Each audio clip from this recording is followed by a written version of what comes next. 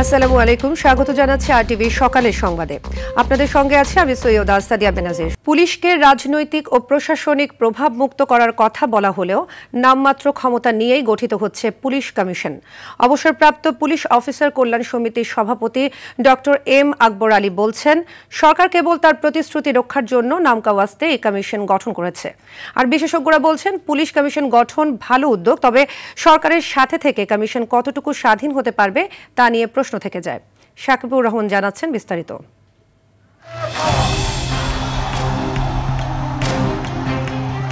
জুলাই গণ অভ্যুত্থানে ছাত্র জনতার বিরুদ্ধে অবস্থান নিয়ে সন্তানতুল্য শিক্ষার্থীদের বুকে গুলি চালিয়ে ব্যাপক সমালোচিত হয় পুলিশ বিভাগ। অভ্যুত্থান পূর্ববর্তী নানা বিতর্ক পিছু ছাড়ছে না পুলিশের। বাহিনীতে শৃঙ্খলা ফেরাতে স্বাধীন পুলিশ কমিশন গঠনের জোর দাবির প্রেক্ষিতে আইন উপদেষ্টার নেতৃত্বে পুলিশ কমিশনের খসড়া তৈরি করে সরকার। তবে স্বরাষ্ট্র মন্ত্রণালয়ে গেলে বাদ পড়ে গুরুত্বপূর্ণ সুপারিশ। এত কিছুর মধ্যেই ৪ ডিসেম্বর পুলিশ কমিশন অধ্যাদেশ ২০২৫-এর খসড়া অনুমোদন দেয় অন্তর্বর্তী সরকার। বিশেষজ্ঞরা বলছেন, পুলিশ কমিশন গঠন ভালো উদ্যোগ, তবে কাজ করার ক্ষেত্রে স্বাধীনতা নিয়ে কোনো প্রশ্ন থাকা যাবে না।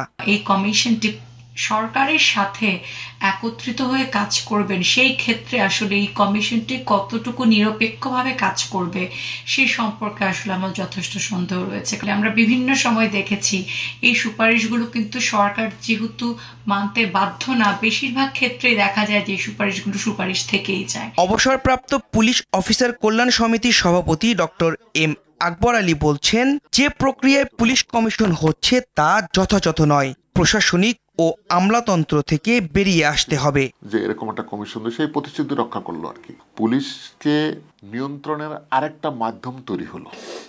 আগে তো রাজনীতি ছিল, প্রশাসনিক ছিল, এখন আবার কমিশন থেকে প্রশাসন আমলাতান্ত্রিক নিয়ন্ত্রিত অবস্থা থেকে মুক্তি পেয়ে জনসেবকে পরিণত হবে, সেই সুযোগ কিন্তু আর থাকলো না।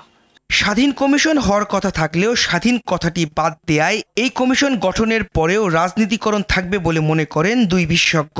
নামকাওয়াস্তে কমিশন, এটা স্বাধীন কমিশনটাই বাদ দেওয়া হয়েছে এবং তাদের কমিশনের কোনো এক্সিকিউটিভ পাওয়ার নাই। তারা শুধু সুপারিশ করতে পারবে। পুলিশকে রাজনৈতিকভাবে যেন ব্যবহার করে না যায়। ট্রান্সফার, পোস্টিং, পদায়ন বা এমনকি নিয়োগের ক্ষেত্রেও কিন্তু রাজনৈতিক প্রভাব পড়ে এবং দলের উপরে গিয়ে বা কোনো একটি সরকারের উপরে গিয়ে কোনো প্রতিষ্ঠান আসলে নিরপেক্ষভাবে কাজ করতে কিন্তু বেশ খানিকটা বেগ পেতে হয়। অসন্তোষ নিরসনে পুলিশ বাহিনীর সঙ্গে সরকারের যোগসূত্র স্থাপন করায় এই কমিশনের কাজ বলে মনে করেন বিশেষজ্ঞরা। শাকিবুর রহমান, আরটিভি, ঢাকা। উন্নত চিকিৎসার জন্য আপাতত লন্ডন নেওয়া হচ্ছে না সাবেক প্রধানমন্ত্রী ও বিএনপি চেয়ারপারসন বেগম খালেদা জিয়াকে। তাকে বহন করার জন্য নির্ধারিত এয়ার অ্যাম্বুলেন্সটিও ঢাকায় আসছে না। বেসামরিক বিমান চলাচল কর্তৃপক্ষ জানিয়েছে, আজ সকালে হযরত শাহজালাল আন্তর্জাতিক বিমানবন্দরে এয়ার অ্যাম্বুলেন্সটি অবতরণের অনুমোদন পেলেও তা বাতিলের অনুরোধ করা হয়েছে। এদিকে বেগম খালেদা জিয়ার শারীরিক অবস্থার অগ্রগতি হলে পরবর্তীতে তাকে বিদেশে নেয়ার বিষয়টি নতুন করে বিবেচনা করা হতে পারে। নিয়মিত মেডিকেল বোর্ডে অংশ নিয়ে চিকিৎসার বিষয়গুলো সমন্বয় করছেন পুত্রবধূ ডাক্তার জোবায়দা রহমান। দিনের বেশিরভাগ সময় হাসপাতাল থেকে শাশুড়ির স্বাস্থ্যের খোঁজ খবর রাখছেন তিনি। রাজধানীর এভার কেয়ার হাসপাতাল থেকে সরাসরি যুক্ত হচ্ছেন সহকর্মী হাসান মাহমুদ। হাসান, বেগম খালেদা জিয়ার শারীরিক অবস্থার নতুন কোনো তথ্য পেয়েছেন কিনা আমাদের জানাবেন। সাদিয়া, আমরা কিন্তু সকাল থেকে এই যে এভার কেয়ার হাসপাতালের সামনে অবস্থান করছি। বেগম খালেদা জিয়ার স্বাস্থ্যের নতুন কোনো আপডেট কিন্তু এখন পর্যন্ত জানানো হয়নি। আজকের দিনে সবচেয়ে বড় খবর হচ্ছে বেগম খালেদা জিয়া উন্নত চিকিৎসার জন্য আপাতত লন্ডনে যাচ্ছেন না। আজকে কিন্তু এয়ার অ্যাম্বুলেন্সটি হযরত শাহজালাল আন্তর্জাতিক বিমানবন্দরে অবতরণের যে অনুমোদন নিয়েছিল সেটি কিন্তু ইতিমধ্যে গতকালই কিন্তু তাদেরকে কিন্তু এই অনুমোদন কিন্তু বাতিল চেয়ে আবেদন করা হয়েছে। এর মধ্যে কিন্তু খালেদা জিয়ার যে স্বাস্থ্যের যে অবস্থা সেটি কিন্তু অপরিবর্তিত রয়েছে। কিছু পরীক্ষার রিপোর্ট যদিও ভালো এসেছে, কিন্তু বর্তমানে তার যে শারীরিক অবস্থা রয়েছে এই অবস্থায় কিন্তু তাকে লন্ডনে নেয়ার মতো মানে বিমানে ফ্লাই করার মতো অবস্থাতে তিনি নেই, যে কারণে কিন্তু এয়ার অ্যাম্বুলেন্সটি ঢাকায় অবতরণের কথা থাকলেও গতকালকেই কিন্তু বেসামরিক বিমান চলাচল কর্তৃপক্ষের একটি নির্ভরযোগ্য সূত্র জানিয়েছে যে ঢাকায় অবতরণের যে বিষয়টি সেটি কিন্তু অনুমোদনটি বাতিল চেয়ে আবেদন করা হয়েছে। পরবর্তীতে যদি বেগম খালেদা জিয়ার স্বাস্থ্যের উন্নতি হয় তাহলে কিন্তু পরবর্তীতে আবার সেই এয়ার অ্যাম্বুলেন্সটি আনার ব্যাপারে আমাদেরকে জানানো হবে। তো আজকে সকাল থেকে কিন্তু বেগম খালেদা জিয়ার স্বাস্থ্যের কোনো বিষয়ে আনুষ্ঠানিকভাবে ব্রিফ করা হয়নি। দলের পক্ষ থেকে কিন্তু বলা হয়েছে বেগম খালেদা জিয়ার সার্বিক স্বাস্থ্যের যে বিষয় সেটি কিন্তু তার যে ব্যক্তিগত চিকিৎসক দলের স্থায়ী কমিটির সদস্য ডাক্তার AZM জাহিদ হোসেন তিনি কিন্তু ব্রিফিংয়ের মাধ্যমে জানাবেন। অন্য কোনো কারো কথাতে বা অন্য কেউ যদি বেগম খালেদা জিয়ার বিষয়ে কোনো কিছু জানান সেটি গ্রহণযোগ্য হবেন না, এবং যে কোনো ধরনের গুজব থেকে কিন্তু গুজবে কান না দেওয়ার জন্যও কিন্তু দলের পক্ষ থেকে বারবার অনুরোধ করা হয়েছে। অন্যদিকে বেগম খালেদা জিয়ার পুত্রবধূ ডাক্তার জুবাইদা রহমান কিন্তু বাংলাদেশে আসার পর থেকেই তিনি কিন্তু বেগম জিয়ার শারীরিক অবস্থার খোঁজ খবর নিচ্ছেন।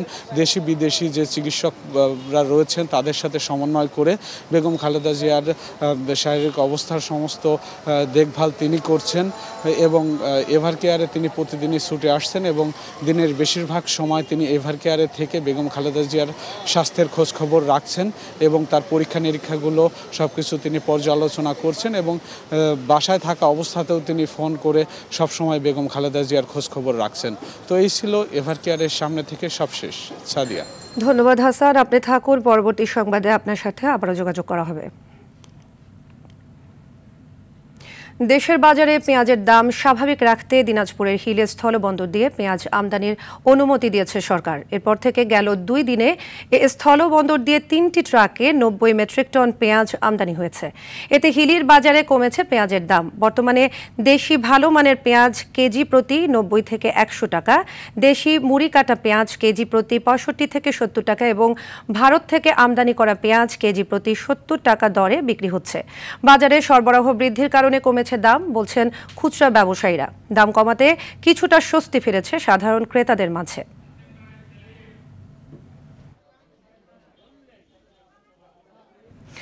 দ্রুতগতির গাড়ির রেস ট্র্যাকে পরিণত হয়েছে চট্টগ্রামের শহীদ ওয়াসিম আকরাম উড়াল সড়ক। গত 8 মাসে 1.5 লাখেরও বেশি গাড়ি গতিসীমা লঙ্ঘন করলেও নেওয়া যায়নি আইনি ব্যবস্থা। এদিকে বেপরোয়া গতির কারণে সড়কটিতে বাড়ছে দুর্ঘটনা ও প্রাণহানির সংখ্যা। চট্টগ্রাম থেকে সাইফুল মাহমুদের পাঠানো তথ্যচিত্রে আরও জানাচ্ছেন আব্দুল হামিদ। চট্টগ্রাম নগরীর লালখান বাজার থেকে পতেঙ্গা পর্যন্ত 15 কিলোমিটারের শহীদ ওয়াসিম আকরাম উড়াল সড়কে সর্বোচ্চ 60 কিলোমিটার বেগে যানবাহন চলাচলের গতিসীমা নির্ধারণ করা হয়েছে। তবে স্পিড ক্যামেরার গত 8 মাসের তথ্য বলছে 1,53,544টি গাড়ি লঙ্ঘন করেছে এই গতিসীমা। সর্বোচ্চ 193 কিলোমিটার গতিবেগে উড়াল সড়কে ছুটেছে গাড়ি। চলতি বছরের নভেম্বরে অতিরিক্ত গতিতে চলাচল করায় উড়াল সড়কে 4টি দুর্ঘটনায় প্রাণ হারান 2 জন, গুরুতর আহত হন বেশ কয়েকজন যাত্রী। ফ্লাইওভারে অতিরিক্ত গতির কারণে গাড়ি ফ্লাইওভার থেকে নিচে পড়ে গেছে। একটা ক্যামেরার দরকার। ঢাকাতে যেটা ফ্লাইওভার দিছে সবাই দেখলাম যে 80-এর উপরে যায় না। 60 কিলোমিটারের ভিতরে চালালে আমাদের জন্য এবং যাত্রীর জন্য এবং গাড়ির জন্য সবার জন্যই নিরাপদ। সব জায়গায় ক্যামেরা দিলে ভালো হতো। অতিরিক্ত স্পিডের কারণে প্রতিনিয়ত দুর্ঘটনা ঘটছে। সন্ধ্যার পর এই জায়গাতে দেখা যায় যে কি রাস্তা পারাপারও করা যায় না ওদের জন্য। গতি নিয়ন্ত্রণে ডিজিটাল সিসিটিভি ক্যামেরা বসানোর উদ্যোগ নেওয়া হবে বলে জানান পুলিশের এই কর্মকর্তা। ডিজিটাল ক্যামেরা সেট করতে হবে এবং এটাই একমাত্র সলিউশন, যে স্পিড যদি লিমিট অতিক্রম করে অটো মামলা হয়ে যাবে এবং তার কাছে চলে যাবে মামলার রেকর্ড। যার সাথে কানেক্ট করা থাকবে আমার সিস্টেম, অটো এখানে মামলা রেকর্ড হয়ে যাবে। সেই মামলা তার যদি সে তার না করতে পারে তাহলে তার পরবর্তী কাগজপত্র বা তার পরবর্তী প্রক্রিয়াগুলোতে হ্যাম্পার্ড হবে। চট্টগ্রাম উন্নয়ন কর্তৃপক্ষ বলছে দ্রুতগতির গাড়িগুলোকে চিহ্নিত করতে জনবল নিয়োগ সহ প্রয়োজনীয় ব্যবস্থা নেওয়া হচ্ছে। লালখান বাজার প্রান্তে আমরা কিছু সিকিউরিটি দেওয়ার ব্যবস্থা করেছি। আমরা ট্রাফিক বিভাগকে অনুরোধ করেছিলাম, তো ওদের হয়তো জনবল স্বল্পতা বা কোনো কারণে তারা সেটা এখন দিতে পারে নাই। আমরা জেলা প্রশাসন এবং বিভিন্ন জায়গারও আমরা সহযোগিতা গ্রহণ করব। সংশ্লিষ্টরা বলছেন সড়কটিতে দুর্ঘটনা এড়াতে সচেতনতার পাশাপাশি প্রশাসনের কঠোর নজরদারি প্রয়োজন। আব্দুল হামিদ, RTV। আধিপত্য বিস্তারকে কেন্দ্র করে কিশোরগঞ্জের ভৈরবে উভয় পক্ষের সংঘর্ষে অন্তত ৩০ জন আহত হয়েছেন। গতকাল সন্ধ্যা থেকে রাত পর্যন্ত জেলার ভৈরবের লুন্দিয়া গ্রামের শেখবাড়ি ও মোল্লাবাড়ির মধ্যে দফায় দফায় এই সংঘর্ষের ঘটনা ঘটে। পরে খবর পেয়ে ভৈরব থানা পুলিশ ঘটনাস্থলে পৌঁছে পরিস্থিতি নিয়ন্ত্রণে আনে। স্থানীয়রা জানায়, গত রোববার আগানগর টুকচানপুরে আগুনের ঘটনায় আহতদের সহযোগিতার বিষয়ে সংঘর্ষের সূত্রপাত হয়। এতে গতকাল সকাল থেকে উত্তেজনা ছড়িয়ে পড়ে। উভয় পক্ষ দা, বল্লম, লাঠি ও ইট পাটকেল সহ দেশীয় অস্ত্র নিয়ে সংঘর্ষে জড়িয়ে পড়ে।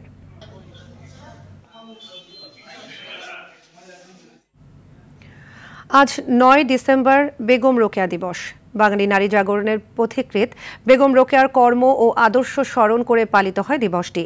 নারীর ক্ষমতায়ন ও শিক্ষার অধিকার আদায়ে তার সুখ্যাতি দেশ বিদেশে ছড়ালেও নিজ এলাকায় সে প্রত্যাশা পূরণ হয়নি বলে মত এলাকাবাসীর। স্মৃতিকেন্দ্র চালু হলেও বন্ধ রয়েছে কার্যক্রম। রংপুর প্রতিনিধি জাহাঙ্গীর আলম বাদলের পাঠানো তথ্যচিত্রে আরও জানাচ্ছেন লিওন আজাদ। অবহেলিত, অশিক্ষিত ও নির্যাতিত নারীদের কল্যাণে হয়েছেন জগৎজয়ী। সুলতানার স্বপ্ন এই লেখার মাধ্যমে স্বাগত জানিয়েছেন বাংলার অবরোধ বাসনী নারীদের জেগে ওঠার। বলছি নারী জাগরণের অগ্রদূত বেগম রোকেয়ার কথা।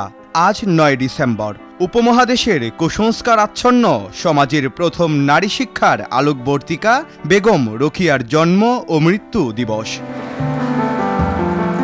বেগম রোকেয়ার নামে রংপুর ও দেশে নানা প্রতিষ্ঠান গড়ে উঠলেও তার জন্মভূমিতে কীর্তি সংরক্ষণের চেষ্টা এখনও অপ্রতুল।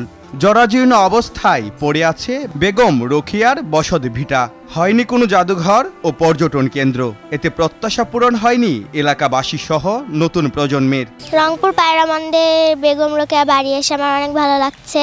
বেগম রোকেয়ার সব স্মৃতি মুছে যাচ্ছে দিন দিন। এই দর্শনীয় স্থানে আরও যদি কিছু সংযুক্ত করা যেত বাচ্চাদের জন্য, তাহলে অনেক ভালো হতো। আমাদের বেগম রোকেয়ার স্মৃতি বিজড়িত পায়রাবন্দকে আরও যেন উন্নত করা হয়। রোকেয়াকে নিয়ে যে অবহেলা, এই অবহেলার অবসান ঘটার একটা প্রত্যাশা ছিল আমাদের কাছে, কিন্তু আমার কাছে যেটা মনে হচ্ছে যে এই প্রত্যাশায় আসলে ঘুরে বালি। দেশ বিদেশে রোকেয়ার আদর্শ মানুষের কাছে তুলে ধরে নারীদের উন্নয়নে বেশ কিছু উদ্যোগের কথা জানান এই কর্মকর্তা। বেশ কিছু প্রশিক্ষণ কর্মসূচি চালু ছিল।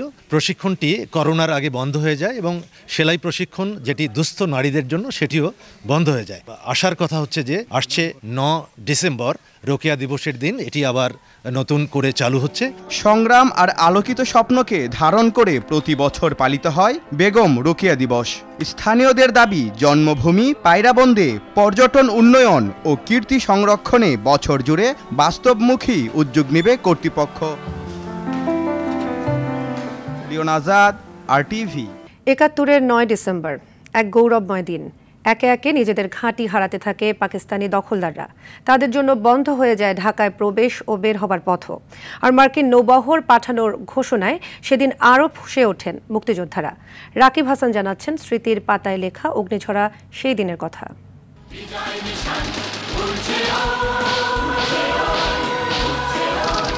একটি স্বাধীন ভূখণ্ডের পথে তখন মুক্তিকামী বাঙালি, হাতে অস্ত্র, চোখে দীপ্ত স্বপ্ন আর বুক ভরা সাহস।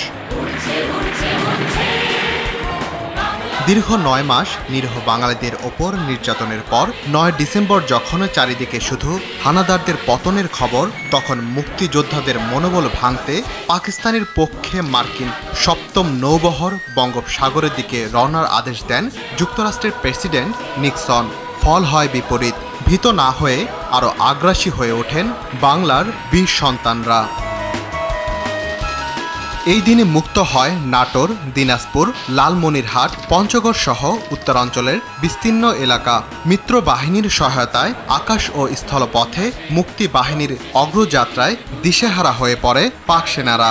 বন্ধ হয়ে যায় পাক হানাদারদের ঢাকার প্রবেশদ্বারও। আমার যে মুক্তিযোদ্ধার দল ছিল, এটা অবাক হয়ে শুনবেন যে এইখানে এই দলের ম্যাক্সিমাম ৩২ জন ছিল ডাকাত। ভারতীয় বাহিনী পর্যন্ত স্বীকার করছে দে আর ফেরোসাস ফাইটার। একদম পাকিস্তান আর্মির মুখোমুখি হয়ে গেছে। তখন তো রাত হয়ে গেছে, একদম মুখোমুখি। তখনই প্রচণ্ড ফায়ার দুই পক্ষে। সামনে যে লাস্টটা পেয়েছি আমি, হি ওয়াজ লেফটেন্যান্ট কর্নেল সুলতান, ওই এরিয়ার সে ব্যাটালিয়ন কমান্ডার ছিল, যার ফলে আমি বীর বিক্রম উপাধিতে ভূষিত হয়েছি। দিনটি স্মরণ করিয়ে দেয় স্বাধীনতার পথ কখনোই সহজ ছিল না, ছিল ত্যাগ আর চোখের জলে ভেজা। সবচেয়ে যেটা অসুবিধা ছিল সেটা হচ্ছে খাওয়া দাওয়া। আমাদের যে রেশনটা আসতো এই পুরনো আপনার মাসকালের ডাল, ভাত, গন্ধ, আর কোনো সময় সাধারণ মরিচ ভর্তা দিয়ে আমরা খাইছি, এইভাবেই দিনগুলো কাটছে। একতাবদ্ধ জাতি কখনো পরাজিত হয় না। স্বার্থান্বেষী মহল থেকে বারবার দেশকে রক্ষা করেছে তরুণরা। যে আদর্শ নিয়ে আমরা মুক্তিযুদ্ধ করেছিলাম, এটাই স্বার্থান্বেষী মহলরা চুরি করে রাজনীতির হাটে বাজারে বিক্রি করেছে। মুক্তিযুদ্ধ 24শে আগস্টে এসে এই তারুণ্য আবার সেই সাবজুগেট থেকে বাঁচিয়ে দিয়েছে। যেমন আমরা 71-এ দেশ স্বাধীন করে একটা লাল সূর্য পতাকা আপনাদের দিয়েছিলাম। 1971 সালের প্রতিটি দিনই ছিল রক্তঝরা এক একটি ইতিহাস। 9 ডিসেম্বর ছিল স্বাধীনতার প্রান্তে পৌঁছানোর এক শক্তিশালী ধাপ। রাকিব হাসান, RTV, ঢাকা। আগামী নির্বাচনে যাতে ভালো মানুষের অংশগ্রহণ নিশ্চিত হয় সেই প্রত্যাশা দুর্নীতি দমন কমিশনের, এমনটা জানিয়েছেন সংস্থার চেয়ারম্যান ডক্টর মোহাম্মদ আব্দুল মোমেন। সকালে রাজধানীর সেগুনবাগিচায় দুর্নীতির বিরুদ্ধে তারুণ্যের একতা গড়বে আগামীর শুদ্ধতা, এই প্রতিপাদ্য নিয়ে দিনব্যাপী আন্তর্জাতিক দুর্নীতি বিরোধী দিবস 2025 উদযাপনের উদ্বোধনী অনুষ্ঠানে তিনি এসব কথা বলেন। ব্যাপক উদ্দীপনার মাধ্যমে দিবসটি উদযাপনের লক্ষ্যে দুর্নীতি দমন কমিশন বিভিন্ন কর্মসূচি গ্রহণ করেছে।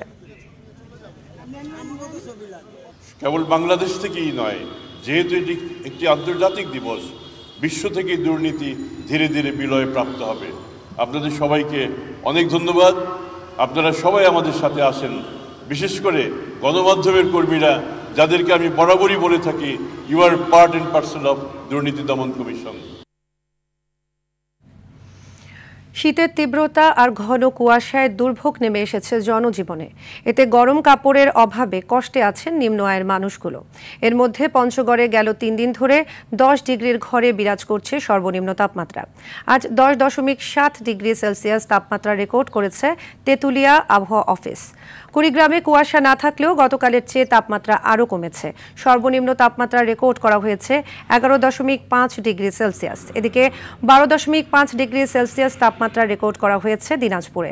পাবনার ঈশ্বরদীতে ভোরের দিকে কুয়াশায় ঢাকা ছিল চারপাশ।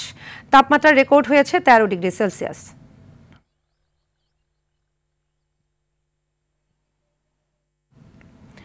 তারুণ্যের সম্ভাবনা এবং প্রবীণদের বিচক্ষণতার সমন্বয়ে নিরাপদ আধুনিক কর্মসংস্থানমুখী আগামী নতুন নারায়ণগঞ্জ গড়ে তোলার প্রত্যয় ব্যক্ত করেছেন নারায়ণগঞ্জ 5 আসনের বিএনপি প্রার্থী মাসুদুজ্জামান।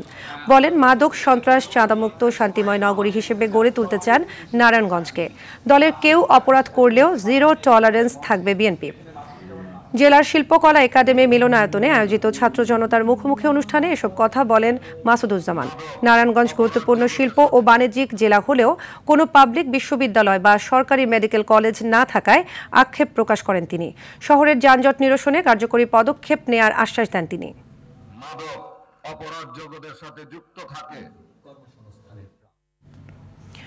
বগুড়ার সারিয়াকান্দিতে অসময়ে যমুনা নদীর ভয়াবহ ভাঙনে দিশেহারা হয়ে পড়েছে ভাঙন কবলিত এলাকার মানুষ।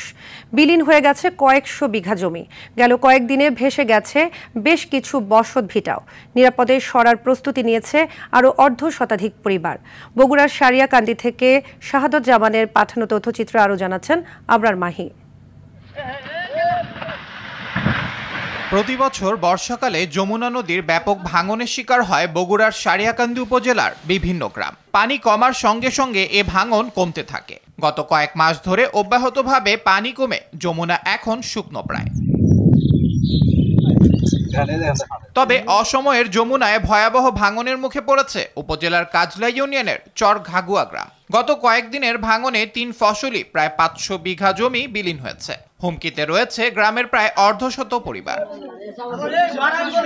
জমি সবকিছু ভেঙে গেছে, পেঁয়াজের ক্ষেত, তারপরে মরিচের টাল সবকিছু ভেঙে যাওয়া লাগছে, গমের ভি সবকিছু ভেঙে যাচ্ছে। নদী কখন ভেঙে নিয়ে যায়, তার কারণে মরিচ আগেই চুড়াইয়া নিতেছি। বাড়ি ঘর তো মনে করেন ভাঙ্গার অবস্থা হয়ে গেছে গা, সালফল হলে নেয়াতে দিনে চিন্তা ভাবনা বস্তা দিয়ে নদী আটকানোর চেষ্টা করেন, তাহলে হয়তো আমাদের বাল বাচ্চা বাঁচবো। জিও ব্যাগটা যদি আমাদের 2 থেকে 3 দিনের মধ্যে ফেলে তাহলে আমাদের জন্য এবং চর এলাকার মানুষের জন্য, কৃষকের জন্য উপকৃত হবে। এদিকে জিও ব্যাগ ও ডাম্পিং এর মাধ্যমে ভাঙন প্রতিরোধে ব্যবস্থা নেওয়া হবে বলে জানিয়েছে পানি উন্নয়ন বোর্ড। এই প্রস্তাবনা আমরা মন্ত্রণালয়ে প্রেরণ করেছি, অনুমোদন হলেই খুব সহজেই এটা কাজ শুরু হবে। এখানে জিও ব্যাগ, জিও টিউব দিয়ে ডাম্পিং এর মাধ্যমে এবং sand cement geo bag placing এর মাধ্যমে নদীটির প্রতিরক্ষা কাজটি বাস্তবায়ন করা হবে।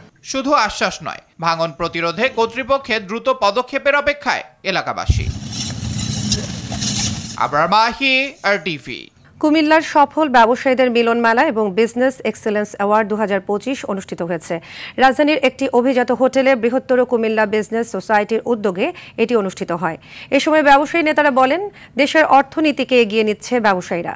প্রকৃত ব্যবসায়ীদের মাধ্যমে দেশ উন্নতির দিকে এগিয়ে যাচ্ছে। ব্যবসায়ীদের বাদ দিয়ে দেশের সংস্কার প্রক্রিয়া সফল হবে না বলেও জানান তারা। অনুষ্ঠানে পুরস্কার বিজয়ী সফল ব্যবসায়ীদের হাতে পদক তুলে দেন ব্যবসায়ী নেতারা। এ সময় বিটিএম এর সভাপতি শওকত আজিজ রাসেল সহ অন্যান্যরা উপস্থিত ছিলেন। সকালের সংবাদ এ পর্যন্তই। মধ্যাহ্নের সংবাদ 12টায় দেখার আমন্ত্রণ রইল। ধন্যবাদ সবাইকে।